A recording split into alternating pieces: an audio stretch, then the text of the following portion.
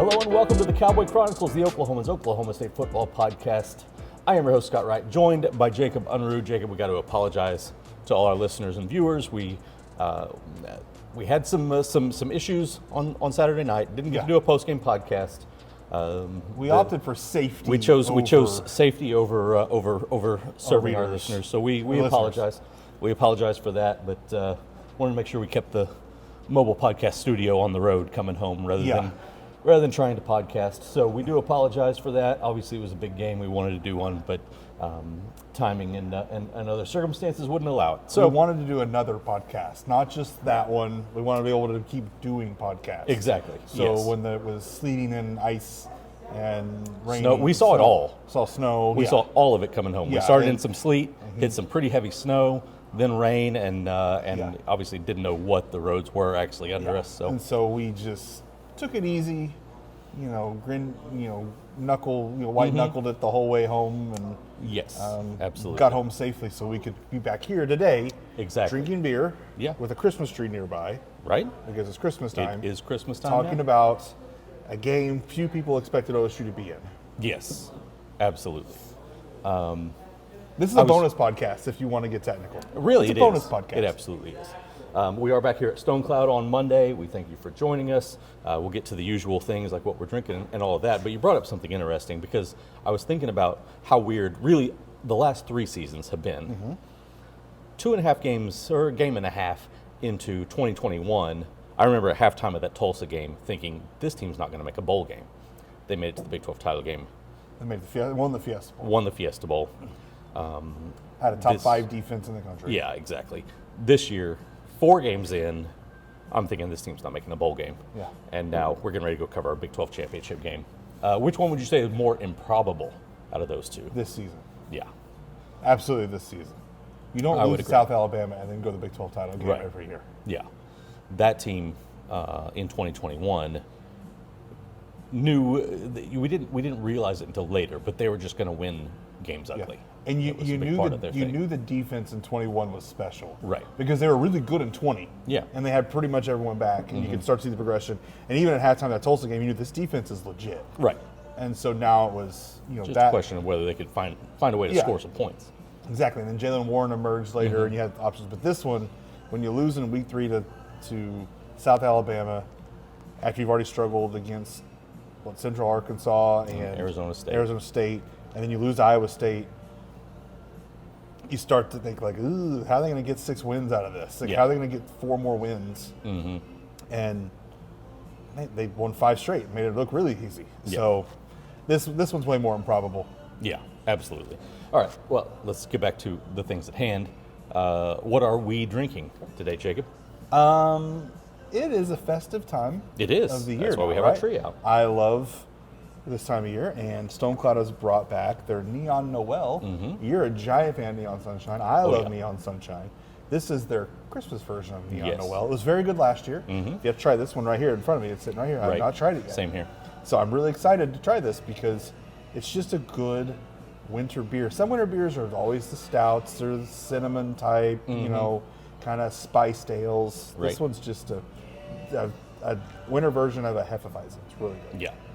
I'm a big time fan. It's very rare that we. Oh yeah, that's good. It's very rare that we are drinking the same beer on the show here. But this is the last podcast for a while. It is. We don't know what the future holds as far as our trips to Stonecloud here, and we were not going to pass up on the opportunity to enjoy Neon Noel.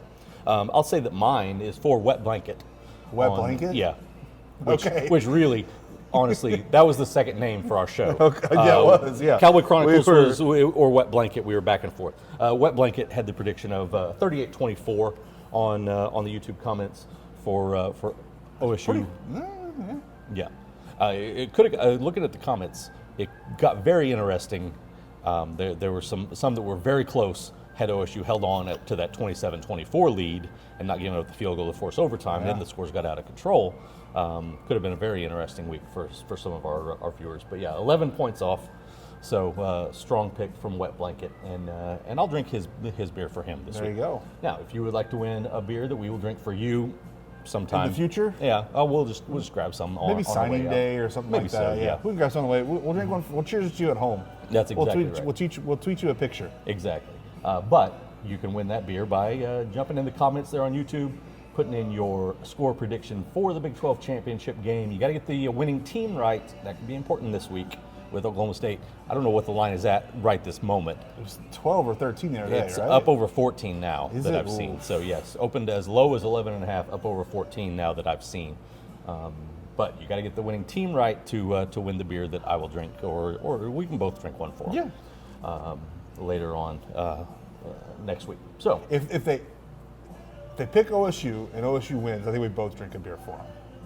I think we both drink 2 beers for them if OSU Okay, wins. How yeah, about that's that? celebration. All right, yeah. That's a good There you celebration go. for them. All right, very good. I want to remind you to subscribe to the OSU newsletter at oklahoman.com.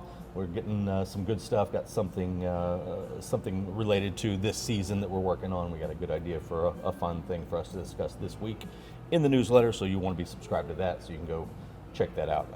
The newsletter is something we took a very different approach with it this year, and it's been kind of fun. Yeah. To write. We mix up some things, ask some questions that get us writing about things we wouldn't normally get to write And get us about. going back and forth with each other a little Yes, bit. exactly. So- Every now and then we draft things just like Yeah. we do here on the show, but they're actual football and sports related. It's not things. as fun as It's not what as we fun as draft the draft on the show, but you know. but it's still fun. Yeah.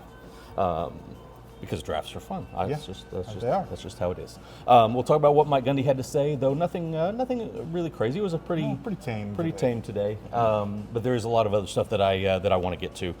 So before that, this got me thinking. The other day on Saturday, a good friend of ours, Nathan Ruiz, was back in town. Yeah. He's an OSU grad who was one of the first people that was my co-host here on the podcast.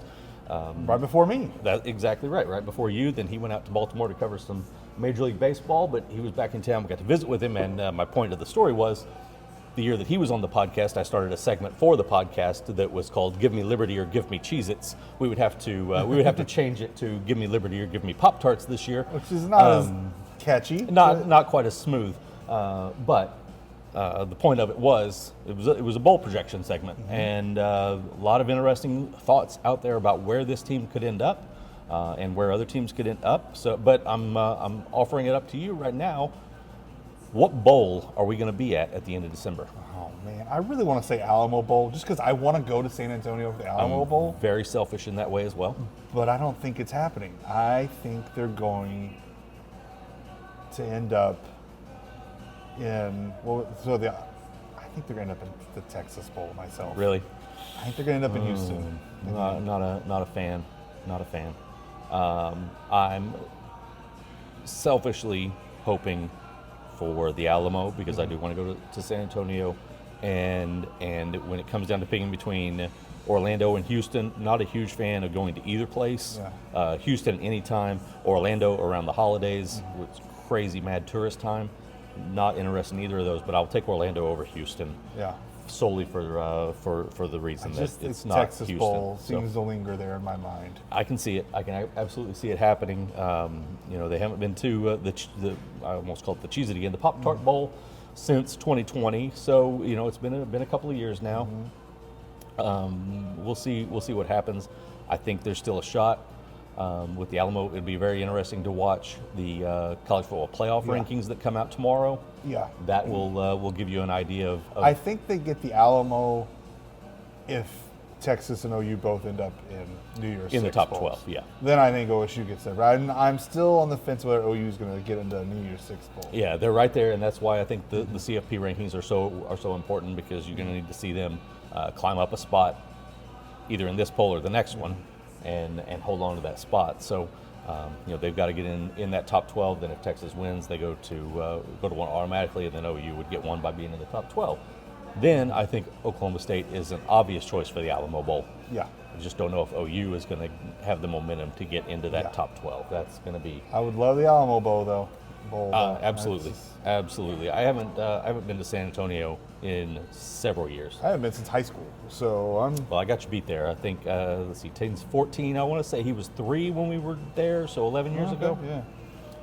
Yeah, he doesn't have me beat because my 20-year reunion is next year. So yeah. Yeah, got you beat there. Yeah, it's been a long time. All right. What did you like about what Mike Gundy had to say today? Oh, that's a good one. He didn't seem to say anything crazy, so there wasn't anything that jumped out. I thought his talk about I'm drawing a blank now. His talk about the branding this kind of does for the program, I thought was interesting to start out with, of how this is just good for the program in general. Because it made me think of 21 after the Fiesta Bowl when he said they got a logo too. Kind of felt like this is the continuation of that. Yeah. Last year was kind of that bump in the road, but this feels like the continuation of it. Like, hey, like we may not be still getting the 4 or 5 star guys. They're not getting the stars out of the portal. He talked a lot about that. But yet they're finding ways to win and have success anyways, because that's what they do. They go and find these 2, 3 star guys and turn them into really, really good football players. And they go and win games. They're doing that in the portal now too. I thought it was really fascinating. He talked about how, someone brought up that they were deemed losers of the portal in the offseason. Now you can't say that. Now they're winners of the portal, because they got guys like Leon Johnson, Alan Bowman, Dalton Cooper, Anthony Goodlow, Justin Kirkland, like all these guys that some of them come from lower levels. A good amount of them came from lower levels that are having success that they're finding there. And he talked about how they didn't want to go after, they knew they couldn't go after the guys that have USC, Ohio State, Texas, all them after them. To go after the other guys that they know they can go get and build around, and it works. And I think the philosophy they're going to keep going. It absolutely is, and I know there are OSU fans that don't like it. They want him to just go pursue the best possible players. But one thing about Mike Gundy is that he doesn't waste time recruiting guys that he doesn't feel like are going to fit, and he doesn't feel like he's got a good chance of getting. And he would rather identify a guy that he thinks fits with what he wants to do, that he can build into a strong player in this program, and not get himself constantly into the situation. And they do go after big names. They offer 4 and 5 star guys. That they just don't win a lot of those battles. And I mean, for instance, they're in on Corey Black's brother right now. Exactly. Who's a 4-star. So I think 5 and some. They're not favored to get him right now. But they're in there. So, I mean, it's not like they're not trying. Right. But if you go after a bunch of those guys and they all drag out their recruiting, then you miss out. All of a sudden now you're scrambling and you're looking for the guy that's at the same level as the guy you could have got initially, but now he's gone somewhere else too. And then you're just taking what's left, and you can't be as picky in that situation. So I do think there's a lot of upside to the way Mike Gundy has developed his recruiting strategy. I fully understand why it bothers a lot of fans. It makes complete sense. You want the stars there. I get it. I mean, at every fan of every sport, program, team, whatever, you want the stars there, but sometimes that doesn't bring success. And OSU instead is finding the Leon Johnsons at Division III, and all of a sudden you've got a guy that has NFL potential who's a 6'5" receiver who all of a sudden is just catching everything, or you've got Justin Kirkland, who's this massive human being clogging up the middle of the defense and your new look front that you need. Or the veteran like Anthony Goodlow or Justin Wright, who obviously is hurt, but you've got these. I think it's a good strategy for a program like OSU that NIL's picking up here, but it's not at the level of a Texas and OU, a USC, and Ohio State and Michigan. Like, it's not that level, and it's never going to be probably. And so they're finding ways to do it better and their way, and to make it work and to have a lot of success still, which I think is a credit to Gundy and the coaching staff and Todd Bradford and the recruiting staff and all of those people. It absolutely is, and it's easy to see why people called OSU losers of the portal. You look at where guys went, all these guys that were going to other big-time programs, other Power 5, SEC, Big 12, Notre Dame, all these places that their players were leaving and going to, and then they're bringing in, just going off the guys you mentioned, D3, George Fox, Texas State. Texas State, Utah Tech. Even Alan Bowman, he's been at Texas Tech and Michigan, hadn't thrown a meaningful pass in 2 years. There were a couple of guys that were a little bit proven, but most of them not really. They made trades with Tulsa. They Right. could have Kanyan Williams and Ben Kapinski. They'll take Justin Wright and Anthony Goodlow. Exactly. But you know. but even that, it's Yeah. guys coming in from Tulsa, from a group of 5. And it was easy to look at what went out and what came in and say this was horrible for Oklahoma State. I don't know about you, but I could sense already in March.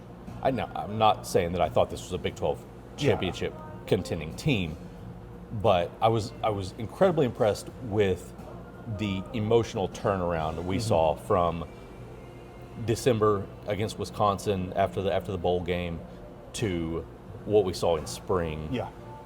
The where they were mentally after everything they had gone through the last half of last year, to be in as positive a mindset as they were in spring blew my mind, and that's when I felt like they were not as much portal losers as we thought they were. Yeah, no, I could feel that. You could feel the turn. And I just felt like, I remember when Vegas put out the odds of like 6 wins, I think, right? Right, yeah. And I was like, that's an easy over in the preseason. I was like, that's a joke. Like, this team has much better vibes than a 5-6 win team. Yeah. And, it started to look rough at first, obviously, but even then you didn't sense that they were down. Right. You got the sense that, hey, this is going to be okay. We're going to figure this out. And I think that's just a testament to this, Gundy likes to call it culture, this program that he's built. Yeah. Culture, as he says. Yeah, culture. Yeah. If you're just listening to us, we're doing his quote mark with his hands, like he's a bear. Version. Yes, like exactly. But yeah, so that I thought all of that was fascinating. His willingness to own the fact that he knows they can't just go chasing every great player that comes down, and being comfortable where he is, being who he is, and recruiting that way. He's going to chase a lot of them. I mean, if they're an Oklahoma kid especially, he's going to chase them. He's not going to ignore an Oklahoma kid, especially in some of the Texas kids. There's just so many of those. So you can't chase them all. Yeah. But they know, they live in a reality that a lot of people, I think, don't understand. Right. And that they're very sensible and very, is it pragmatic? Is that the word I'm looking for? I think it fits. Yeah, I think that fits. I think they're right there, and they understand the limitations. They understand they can't overextend themselves. Right. And it's worked out very well. Yes. And some good things happen. Like you miss out on a Kendall Daniels to A&M, and then that doesn't work out, and then you land a Kendall Daniels at the last minute. Yeah. Because you've still put in the work trying to chase him, but you came up short, and all of a sudden it comes back to you. That's, a Dominic Richardson, who, for OSU fans, they don't want to say, well, he didn't turn out great. Right. He's still their starting running back and still had some good moments. Yeah. He came back. Like you had some things that you've done to lay groundwork. These guys might fall back into your lap too. Yeah. It's absolutely right. And then, it was a few weeks ago that Gundy brought that up, that there's a lot of information, a lot of studies showing that guys that are getting to the end of their career that have been far from home are looking for opportunities to come closer to home. Yep. I mean, Bowman is a great example of that. Yes, he is. Because that was he was ready to go play D2 ball or FCS ball, I think it was, if it didn't work out. So well, I think like Tay Martin is an example of that. Tay Martin was up at Washington State. Right. He's from Louisiana. I think one of the reasons he ended up at OSU is because I know for a fact one of the reasons he ended up at OSU is it's close to home and his daughter. Yes. So he ends up in Stillwater. And look how Tay Martin turned out for him. Exactly. Dejon Stribling, not the same. Yeah, story. no, it's hard to get closer to Hawaii without going to Hawaii. Yeah, that's but their exactly program's right. kind of a mess, so I can kind of see why he said, let's go to Oklahoma State. Yeah. They develop receivers there. Yes, exactly. But yeah, that whole conversation was interesting. I brought up the fact that, obviously you want to be in this game. That's not the question. But I wondered how much it impacts recruiting, and Gundy said not really, because maybe you're a couple of days late getting out on the road. The way he talked, I didn't specifically ask this. It sounded like guys are leaving straight from Dallas. Yeah, I don't think some of his coaches are coming back. Right. Yeah, it sounded like they're hitting the road. And not in a bad way. They're coming back. Yeah. They're jumping on airplanes and going recruiting as soon as possible after the game. Or going down the road. Exactly. And spreading around Texas, a couple of them. Right.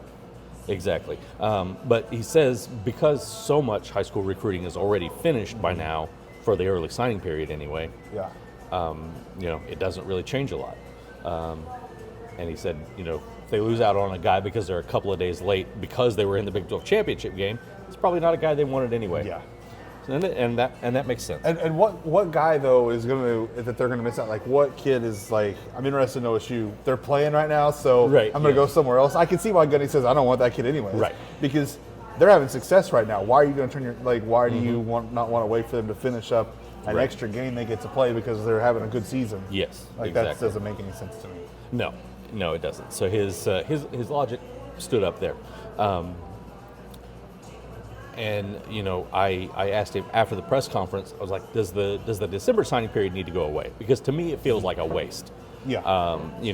Now you've got it right after coaches are being fired, and they're going, and you got all these guys jumping into the portal, all these changes that are happening within the recruiting landscape, all packed into this few weeks in December now. It feels like the December signing period is just disastrous. But Gundy says no. His thought is you need one in July. I think that just opens up more issues when coaches are getting fired. Yeah, I think so. I think December. You can't go any earlier than it is because look at what's happened this last weekend. Right. With coaches getting fired. Exactly. Yeah. Which is why I think you need to just go back to just February February's fine. and just leave it there. Settle with that one. Gundy did say basically OSU's class is done, and I meant to go look at the exact number, but they're in the mid-teens right now. They're leaving room what for they've portal got. guys. Yes, and stuff, exactly. Because they're going to have movement. They are. I don't know how much this year. Right. I don't think it's going to be the mass exodus. No, it won't be. But you're if going it to have is, some. it's going to be a lot. I don't think it's going to be guys that are playing as much. Right. It's going to be more like it was after 21, Yeah. where you have a guy like Jaden Jernigan, who is, he's a rotational guy, but he feels like he could be a full-time guy and wants to go play somewhere, or Hunter Anthony tried to do the same thing. Yeah. Guys like that. Yeah, I don't count like a Tanner McAllister. Like Tanner McAllister went with Jim Knowles to Right. Ohio State. Right. Jarek Bernard, he was kind of that guy who wanted to go to a bigger Right. level with LSU, and it worked out for him. Played Yeah. well and got NIL. But Right. I don't think there's going to be a lot of that. I don't expect and I could be wrong. This is just completely me talking here. I don't expect a Kendall Daniels to exit. I don't Right. expect a Nick Martin to exit. I don't expect, an Ollie Gordon even to exit. Like, I just don't Right. think that those are those players we're going to see with the Yeah. mass exodus. And, but there's going to be unexpected stuff. There is Yeah. every year. You don't know what a kid wants, what he's looking for. And so there's going to be weird things that pop up. You're like, I didn't expect that kid to go. But it's going to happen, so we'll see.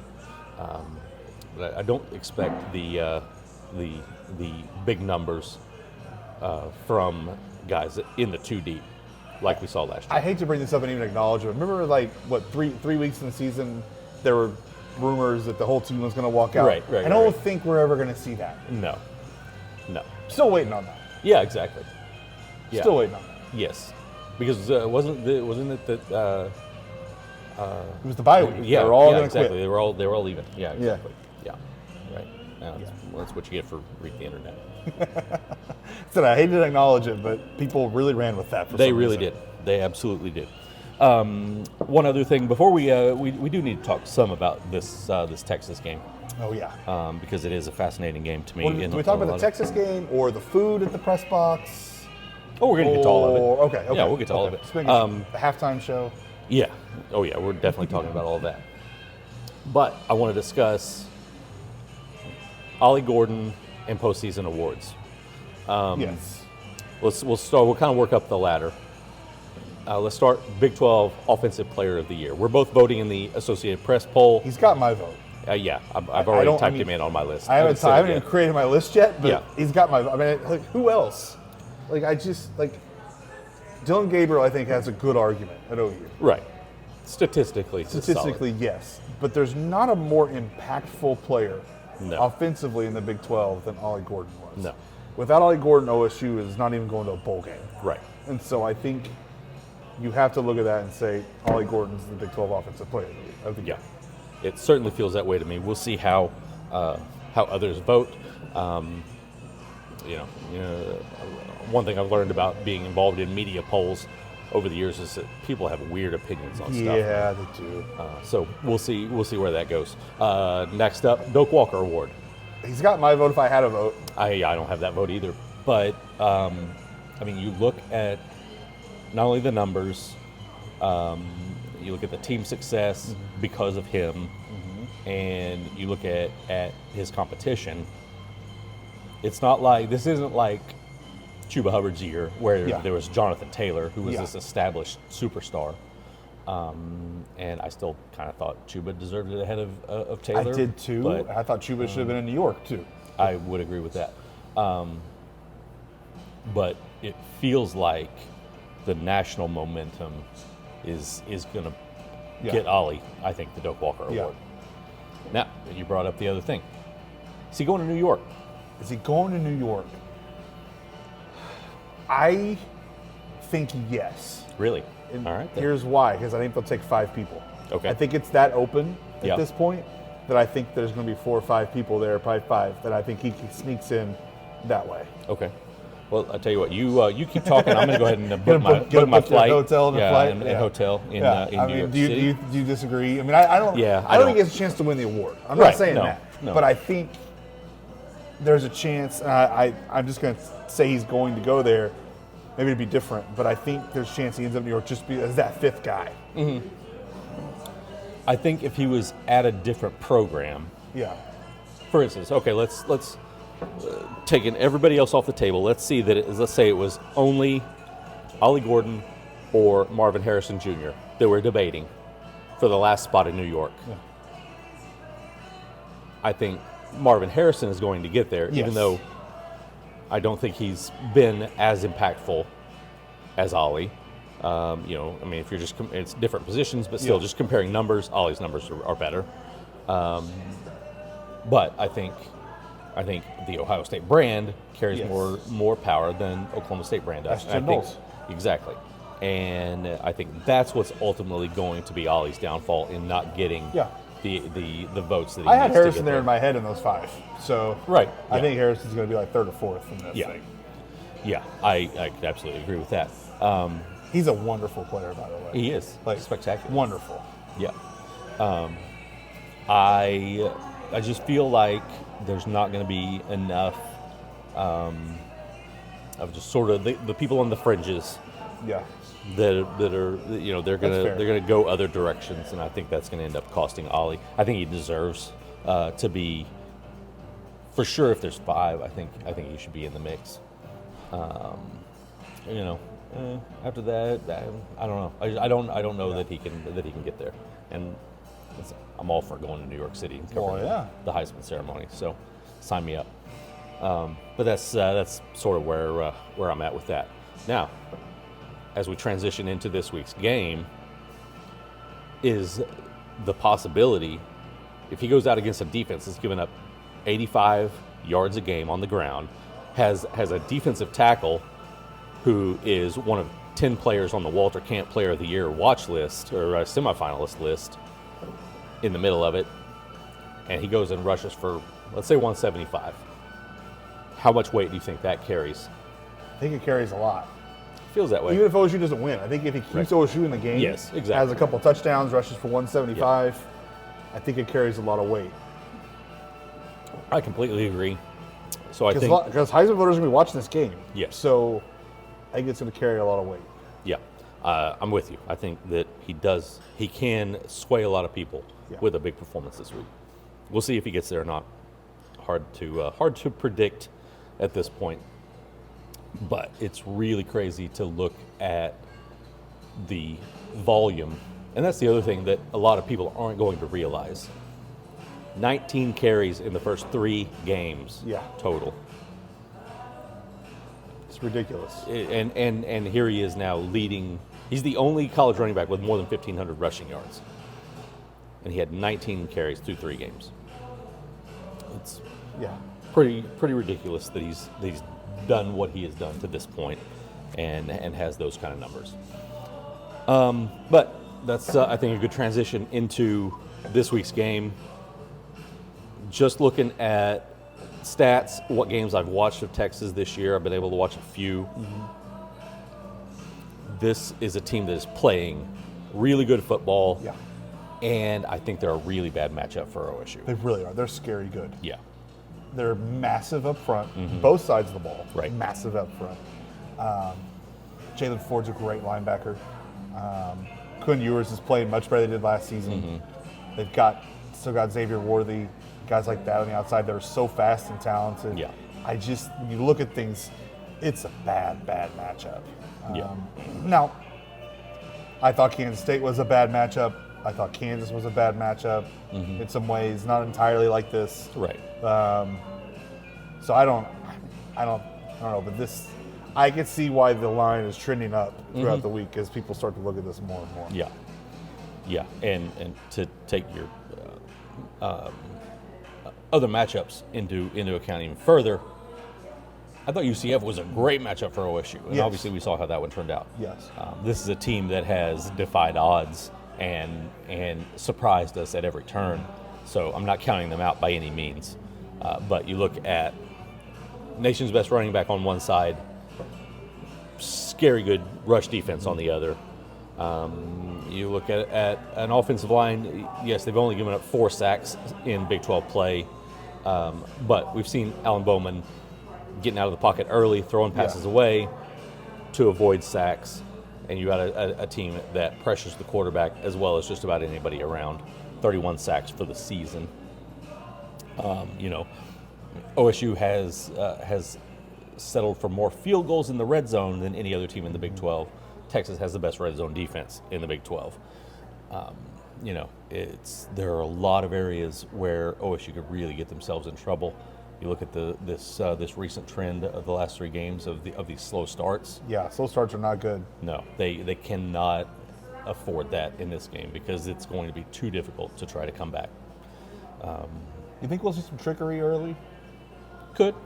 Casey Dunn likes to do that. Yeah. When you need a fast start. Yeah, he does mix that in early in some games.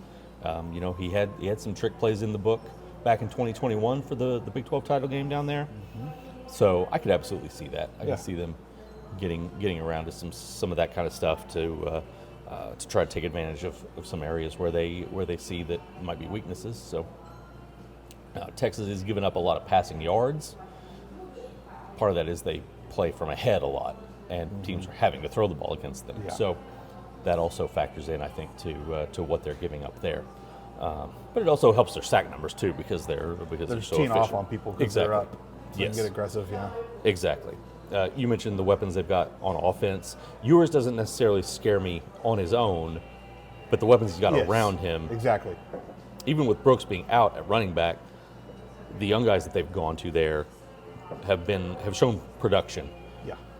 And we've talked about this before on the show.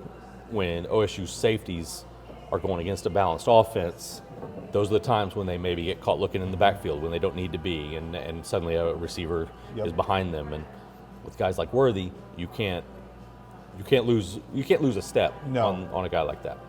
No, because all of a sudden it's 3 Yeah. and 4, and then he's gone. And it's Exactly. So that's what scares me right there is Ewers.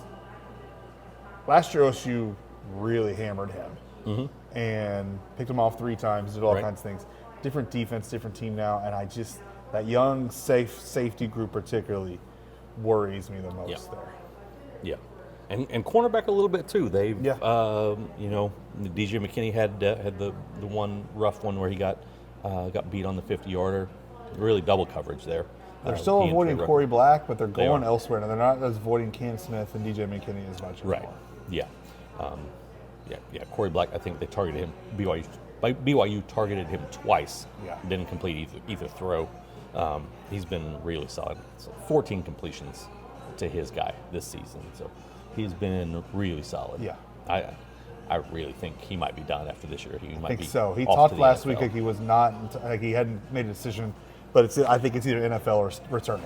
He's not going anywhere else. But I don't think so. I think it's NFL or returning because he's having such a tremendous season. I would not blame him to go to the NFL. He needs to go at this point, probably, to be honest. He's performing really well. Anything else about the matchup that sticks out to you? Mike Gundy mentioned the return game. They're really dangerous. Yeah, they're really good there too. And Worthy I is asked on Mike off to the side later. I said, "Hey, are you concerned about your special teams?" And he talked about things they could correct and stuff, but he didn't seem too concerned. And I thought, he didn't even mention the penalties, things like that they've been giving up lately. They don't normally do on special teams. Yeah. He said they had a guy just fall asleep on the fake punt, fake punt the other day, things like that. But I don't know. It's they've had 2 extra points now in the last 2 weeks that have come out really low and gotten blocked. Yeah. Obviously, last one was a really big one because you make that allow one. them to tie the game. Yeah. Force overtime. Exactly. Brendan Presley didn't catch that kickoff and had to go fall on or pick it up and started them at the 5 or 6. That was a disaster. Like, there were just a lot of things that just don't normally do. There were mistakes that I was concerned more about it than Mike was, but I don't know. Maybe he is and he's not saying it. Right. But those are some of the things, he likes to talk about the hidden yards. Special team stuff contributes to that. Penalties contribute to that. Yeah. Now, OSU is one of the least penalized teams in the league. Number 2, actually, behind Baylor, which I thought was fascinating. That Baylor's so young, too. That's impressive. Right. Yeah, it is. Texas, one of the most penalized teams in the league in terms of penalties. They're like 10th, I think. That's the Big 12 bias. Exactly. Of course. That's the Big 12 officials' bias. Obviously, yes. And so they're way up there. You got to take advantage of those opportunities and not make mistakes on your side and give away yards when you have positive things go. And you look at the last few weeks when they've had these slow starts or the Central Florida game where everything was just going wrong, you see them making mistakes at critical times, getting penalties that wipe out good gains and those sorts of things. So that's they've got to be really on point in those aspects of their game this week to really keep going. You're going to need the offense playing basically perfect, and you're going to need the defense really, not getting hit with big plays, those sorts of things that are kind of obvious to say, but are big issues for this defense. Yeah. So, all right. With that, is it about time for the Stonecloud 6-pack? Stonecloud 6-pack, yeah. All right, here we go. Good. 6-pack of Neon Noel. Done my homework. Yes, exactly. All right. I went back. We got away from the true false this week. I've done that for a couple of weeks. Back to a couple over-unders, and then just a straight question, a straight question prediction. To start off the Stonecloud 6-pack, sticking with the Texas run defense, 85 yards a game. So let's keep it simple. Over or under 85 yards for Ollie. We're just talking about Ollie Gordon, not OSU. We're going over. Going over 85? Yeah. I'm going to go under. You're going to go under? I think they're going to be forced to throw the ball enough. Now, if we're talking scrimmage yards from scrimmage, I'll go over because I think he'll catch enough passes to get up into triple digits. Go over. They're going to keep going at it. They're not going to try to get unbalanced. Right. Yeah. No, they know they've got to keep that balance and keep the offense flowing like they need it to be. The way that they're comfortable. And I believe in Ollie. All right, then. You got it. How much of that beer have you had so far? No, half. That's a joke. That's a joke. I believe in Ollie too. Listen, I'm still rooting for my New York trip. So that's true. I believe in Ollie too. I root for your New York trip too. That's exactly right. Okay, I went back and forth on which direction to go with this one, but we're going to go over or under combined sacks and interceptions for OSU. For the OSU defense. Sacks, interceptions. Interceptions combined. Over or under 3.5. You mentioned they picked Quinn Ewers off 3 times last year. I didn't look to see how many sacks they had, but I'm sure they had one. Going under 3.5? Yeah, I'm going under. I'm going under as well. I think they're going to... They might get a pick, but I don't know they're going to get a sack. Yeah. Yeah, I can see that as well. I'm saying under the 3.5. These guys aren't the sack machines they've been the last couple of years. Right. Yeah. I think they're going to be nervous to bring a bunch of pressure at times too. Mm-hmm. They're going to want to put more guys back in coverage and things. Right. Yeah. I can absolutely see that because you've got to avoid some of those man-to-man situations where your safeties have gotten themselves in danger. Yeah. Now, if I had flipped it and said over or under 3.5 sacks and picks for the Texas defense, what direction would you have gone? This is not an official question. Just I think I'm still going to go under. Really? I think so. All right. Well, yeah, I'm going to say we're right there at 3. I think it's going to be right there at 3, just right under. Yeah, I think you probably see Bowman throwing the ball away a little quicker again this week. Yeah. And that'll keep him out of the sacks. And I would expect him to get picked off at some point. Yeah. Maybe even twice, but I don't think they'll get to 3 either. If you can avoid the pick 6 would be the best thing for him right now. Exactly. Don't want 3 in a row. Yeah, no, those have been killers, particularly early in the games, like they've been the last 2 weeks. All right, now the third question. The context for this question: we're assuming an OSU victory. Okay. But WWE and the Big 12 have joined forces for this game. Right? Yes, MVP exactly. gets a belt? MVP gets a belt. So, assuming an OSU win, who gets the belt for these Cowboys? A couple different ways you can go here. A lot to really try to compute. Could be a defensive guy. I mean, obviously, Ollie is probably top of the list of Braden options. Cassidy's my pick. Braden Cassidy. You know why? Because he looks like Hulk Hogan. So I want Braden Cassidy to win the MVP and get the belt. Not going to say it's not the best pick. That he absolutely looks the part. Yeah, more Braden than Cassidy, more than Hulk Hogan, anybody. man. Hulk Hogan deserves that title. I just okay, next year. Oh, well, Cassidy's gone. We're late. We're too late. Yeah. Maybe he can just come back and hang out and get Justin Kirkland and Andre the Giant with the one black shoulder strap, and those guys go as Hulk and Andre the Giant for Halloween. Yeah, that's perfect. That would have been spectacular. Yeah. We got to make that happen. Yeah. Maybe there's another guy that's willing to grow a mullet. And, yeah, and a I don't mustache. really have a. I mean, Braden Cassidy's my silly pick, but in all seriousness, I think it would be. I'm gonna go Brendan Presley. Okay, I like that. That's a good one. You're thinking along the same lines I am. I'm gonna say Alan Bowman. Yeah. Because I think they're gonna have to throw the ball a lot. Yeah. They're gonna need to run the ball effectively, but they're gonna need to throw the ball a lot to win this game. Yeah. So I'm going with Bowman holding the belt at the end of the day. I mean, I think there's a good case you could make for somebody like Nick Martin as well. He crossed my mind. Kendall Daniels could, get him in there. He had an interception against Ewers last year. He could do that again. Some guys like that. But I think it's going to be the passing game that will save this if OSU is going to win it. All right. I said we were going to talk about all those things you mentioned earlier. One of them was the halftime show. Yes. We are going to get to see a live performance by Nelly. I'm so thrilled. I am too. I'm so excited. Phenomenally excited about this. Yes. And apparently he's playing a show that night in Oklahoma at the Grand Casino out by Shawnee. Oh, really? Yeah, so he's finishing up and then I assume jumping on his tour bus and heading to Oklahoma, which was fascinating. That is fascinating. I did not know that. But he is performing at halftime. Look at Nelly. Because the Big 12 is younger, hipper, and cooler. Yes. Brett Yormark is... Even though they're really appealing to people our age with by bringing in Nelly. Yeah, he also has Shaq as a DJ at all the basketball tournaments. Exactly. So yes. that appeals to our generation as well. Right. Yes. Now, Nelly, I most associate with my college years. Where does he fall on high school? High school. Okay. Yeah. All right. That makes sense. Okay, but so for that, our draft is your dream halftime show. 3 acts. Dream halftime show. 3 acts on the field.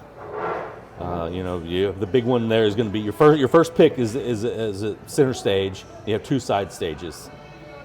Man, your dream halftime show. I really didn't prepare for this, so we talked about it, and then I did nothing. I literally, we discussed this last night, so you knew this one was coming. I know, and I did not prepare for it. Okay. And very good. I'm the worst, and this is typical. Now, this is not a complex question. This isn't like Ted Lasso quotes where you got to go Google stuff to make sure you got it right. Pick your favorite musicians, yeah, right? Yes, exactly. But my problem is my halftime, my favorite musicians aren't going to be halftime shows. Why not? I mean, it's your halftime show. That's true. I mean, it doesn't have to be somebody that's done a halftime show or that would do a halftime show. True. I mean, I've got one that I know wouldn't do a halftime show. That's true. But yeah, Whatever, it's your show. It's true. It could be halftime of you, Cohen, and Brick tossing the football around in the yard. It doesn't matter to me. That's true. That's All right, true. so you go first this time. You want me to go first? You go first. Okay. To close out the season. Very good. I'm going. If the draft works out the way I think it will, it's going to be a real spotlight into my music tastes of my life. But I'm starting with the Beatles. I was going to ask dead or alive. I was about to ask that. So. Oh yeah, no. Okay, Oh doesn't yeah. matter. It doesn't matter. Okay. No, it doesn't matter. Okay. No, I want Beatles. Yeah. Mid '60s. John out there with his guitar. That's fantastic. All of it. Yeah, absolutely. No That's no a doubt great about first pick. That was. I'm not obsessed with the Beatles to the extent that a lot of people are, but I love their music and love their story, and there's so much about them that I am fascinated with. So that was an easy number one pick for me. Yeah. All right, My number one pick, your number one pick. Nirvana. Oh, very nice. That would be an awesome halftime show. Yep.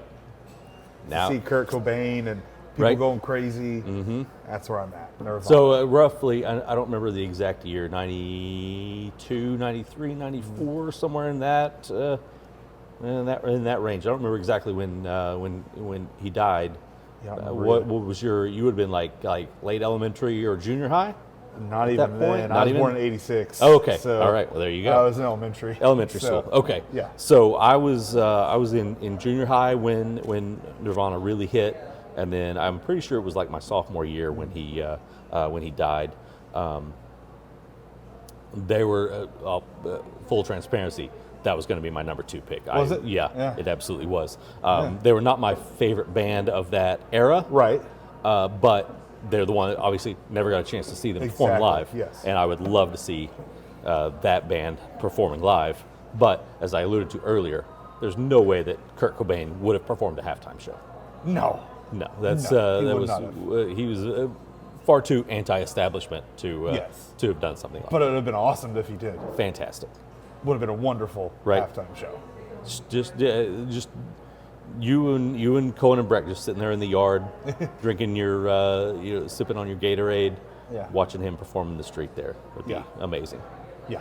No, now I'm gonna have to do some thinking on my number two pick. Yeah, you're up now, buddy. Oh man, spilling beer too. This is not going well. All right, with that, well, I'm gonna stick in that genre then. I didn't really want to pick this, even though it is top three band for me, but I'm gonna go Pearl Jam. That's a good one. I wanted Nirvana for the reasons we talked about. Yeah. Pearl Jam, you can go see Pearl Jam now. Yeah. Just ask Ryan Aber, our colleague, who has seen them several times. Yes. Multiple Yes. times, multiple times. But they were the band that finally kind of pulled me into the whole grunge scene and everything that actually got me excited about it and understanding kind of what it was about and those sorts of things. So I'll stick with them. Still a big fan of them. They had an album come out in 2020 that back during COVID when all you could do to get outside was just go walk around your neighborhood. It was me and that Pearl Jam album. I just like if I hear one of those songs now, Yeah. I start feeling like it's COVID summer. Oh, again. yeah. It's a little bit weird. It's uncomfortable. Yeah, it is. But yeah, so that will be my number two pick. Okay. My number two is going to be, and he may have done a halftime show. I can't recall. Elton John. Oh, that's strong. Like, That is strong. his music's wonderful. First of all, and Right. he puts on a hell of a show. Fantastic. So, like, that would be he may have done one. I can't remember all the Super Bowl halftimes. Did Elton John do one? I cannot recall one specifically off the top of my head. Okay. No. He should. Absolutely should. But I think that'd be wonderful. Just to hear Benny and the Jets and, Tiny Dancer, all Right. this stuff, just all these songs that really are just so cool and so well written. I think it's got to be. Fun story. Over the summer, there was a group of local musicians in Oklahoma City that got together and did an entire show in the park in downtown Oklahoma City of just Elton John covers. Oh, wow. It was fantastic, and Yeah. and the big finale, the guy that put it all together, performed last, and it came out. Elton John had the famous sequin Dodgers uniform that he wore when he performed at Chavez Ravine, and this guy had that uniform, but he had a specially made OKC Dodgers hat to wear with it. It was a lot of fun. That is it was fun. good stuff. It was, and the music was fantastic. They did a great job. So, all right, with that, is it your final pick? My final pick. This one has done a halftime show. Okay. He didn't get as much stage time as I wanted him to in that halftime show, although I loved everything about that halftime show other than the fact that he didn't get to perform more. Eminem. I thought about taking Eminem. Yeah. Because I love Eminem. Yeah. And I do remember that halftime show. And he did not get enough love. No, You're right. he didn't. Like I said, I loved everything else about it. It was fantastic. He's no not a complaints. kid-friendly halftime show, though, so I kind of He see is not. why. Yeah, no, he doesn't have a whole lot that he can do at a Super Bowl halftime. But at my halftime show, Yeah, it's fair game. exactly. It's all wide open. Yeah. No, There's no editing in this. no FCC involved in my halftime show. So, I had gotten into some rap and some hip hop earlier in my life, but Eminem was kind of the one that really broke through for me in that time span. Me too.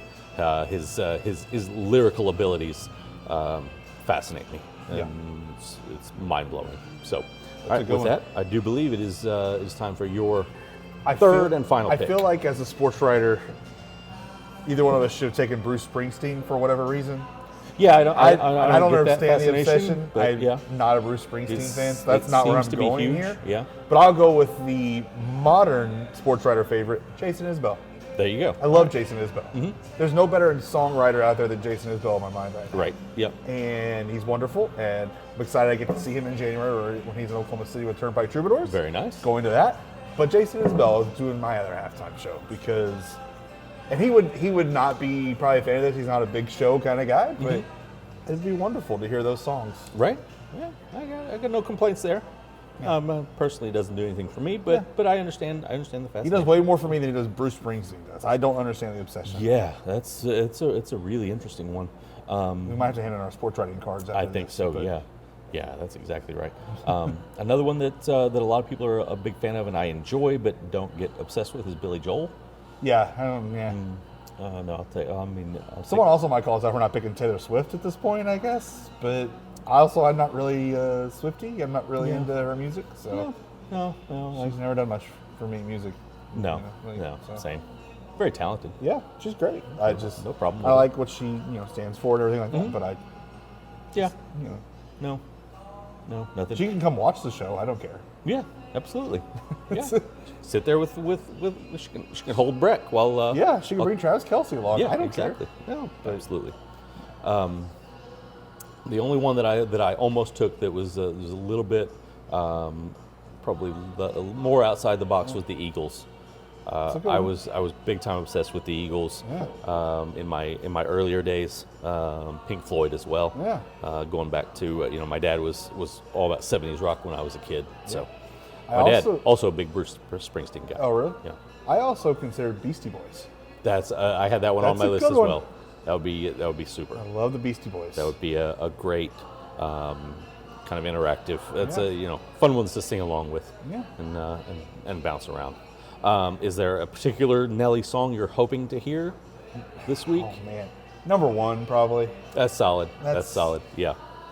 That's a great one, but you can't go wrong with any of his No, stuff no. he's going to It's play. all- Any of his hits. Also fun. Yeah. What are Exactly. you looking forward to? I'm a big fan of Batter Up. I That's don't a know. good one. I don't know if he does that. Apple bottom jeans. That's right. pretty fun. Right. Yeah. A lot of people love that one. So. St. Louis. Yeah. Country Grammar is Country Grammar's, also yeah, I mean, really, really strong. That's got to be his So closer, right? I would assume so. Yeah. We're going to get like 10 Whatever it minutes is. of them. It's Right. not like we're going to get a Exactly. ton. No, it's not going to be long enough at all. No. But I'll take it over nothing. Yeah. So. All right.